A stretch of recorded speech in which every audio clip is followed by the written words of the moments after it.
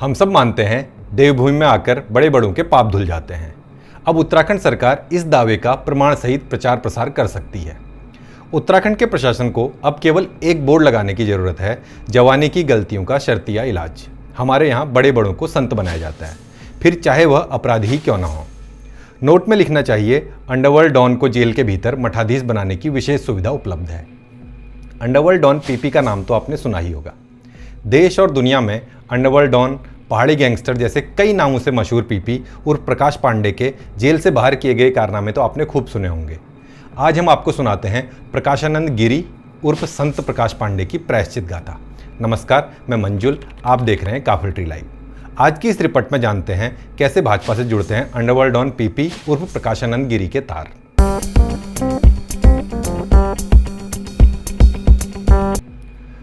Underworld don PP से प्रकाशानंद गिरी तक का यह सफर दो भागों में चलता है।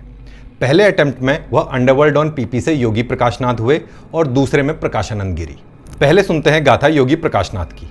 18 मार्च 2024 को हिंदुस्तान टाइम्स में मोहन राजपूत की एक खबर छपती है। टाइटल था, 2010 में वियतनाम से लाए गए गैंगस्टर ने साधु बनने के लिए मंदिर जाने की अनुमति मांगी। अल्मोड़ा जेल में साधु बनने की अनुमति मांगने वाला गैंगस्टर और कोई नहीं, पीपी उर्फ प्रकाश पांडे था। अपनी रपट में मोहन राजपूत अल्मोड़ा जेल सुपरिटेंडेंट का बयान छापते हुए लिखते हैं, हमें पीपी का लिखा हुआ एक पत्र मिला है जिसमें उसने रिक्वेस्ट की है कि वह अपने अपराधों के लिए पश्चाताप करेगा और साधु बनना चाहता है। अपने पत्र में पीपी ने जेल परिसर के बाहर एक मंदिर में दीक्षा कार्यक्रम आयोजित करने की अनुमति मांगी है। रपट के अनुसार जेल सुपरिटेंडेंट का मानना था कि पीपी का ट्रैक रिकॉर्ड देखते हुए उसकी यह रिक्वेस्ट कैंसिल कर दी जाएगी। जेल सुपरिटेंडेंट जयंत पीपी को काफ़ी चालाक मानते हैं। इसके बाद सभी को लगा पीपी के सन्यासी बनने की चाहत चाहती रह गई।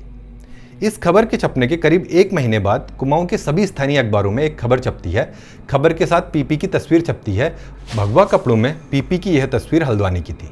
पिता की मृत्यु के बाद पीपल पानी में शामिल होने के लिए पीपी को 7 घंटे की पैरोल मंजूर हुई थी। राज्य की अलग अलग जेलों में रह चुका पीपी 14 साल बाद जब घर लौटा, एक सन्यासी की वेशभूषा में।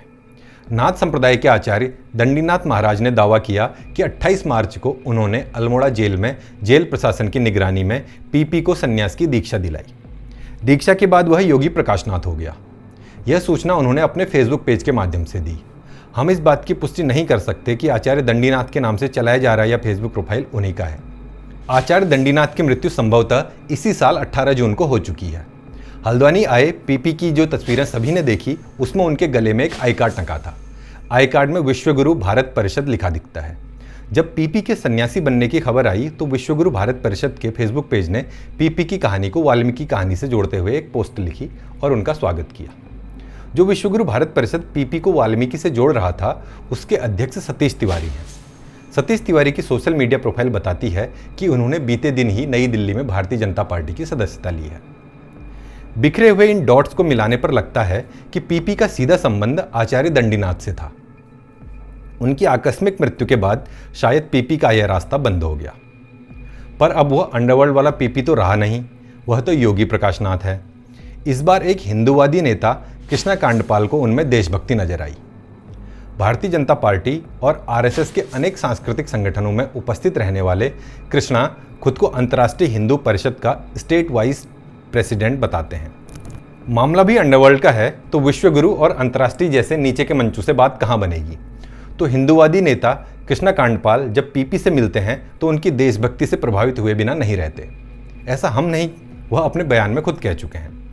अंडरवर्ल्ड डॉन पीपी की भक्ति के रस में डूबे कृष्णा कांडपाल तय करते हैं कि इस देशभक्त के खेवनहार वही बनेंगे।